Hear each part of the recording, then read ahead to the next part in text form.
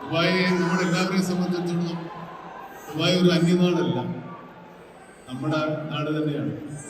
നമ്മുടെ നാട്ടുകാരും നമ്മളോട് സ്നേഹമുള്ളവരുമാണ് ഈ നാട്ടിലുള്ളത്.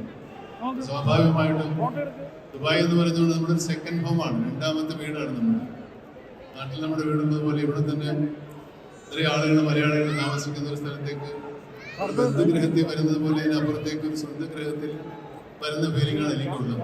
അതുകൊണ്ടാണ് നമ്മുടെ ജീവിതത്തിൽ പ്രധാനപ്പെട്ട പല സംഭവങ്ങളും ദുബായ് തൻ്റെ വെച്ച് നടത്തുന്നത് ഞങ്ങൾ ആഗ്രഹിക്കുന്നതും നടത്തുന്നത്. നമ്മുടെ പുതിയ പടമാണ്, മമ്മൂട്ടി കമ്പനിയുടെ 5ാമത്തെ സിനിമയാണ്. നിങ്ങളുടെ എല്ലാവരുടെയും സഹകരണം കൊണ്ട് ഞങ്ങൾക്ക് 4 പടങ്ങളും ഞങ്ങളെ കൊണ്ടാവുന്നത് നന്നാക്കാനും സാധിച്ചു. അത് നിങ്ങൾ സ്വീകരിക്കുകയും ചെയ്തതിനൊക്കെ നന്ദിയുണ്ട്. ഇത് 5ാമത്തെ പടമാണ്. ഇതുവരെയുള്ള പടങ്ങളെക്കാൾ കുറച്ച് വലിയ സിനിമയാണ് ഇത്. നിങ്ങളെ വിശ്വസിച്ച് തന്നെയാണ് ഞാൻ കഴിഞ്ഞ 4 പടങ്ങളും നിർമ്മിച്ചതും റിലീസ് ചെയ്തത്.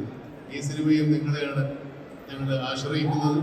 തീർച്ചയായിട്ടും നിങ്ങളുടെ സഹകരണവും നിങ്ങളുടെ സ്നേഹവും ഈ സിനിമയോട് ഉണ്ടാവണം. അതുപോലെ ജോസേട്ടായി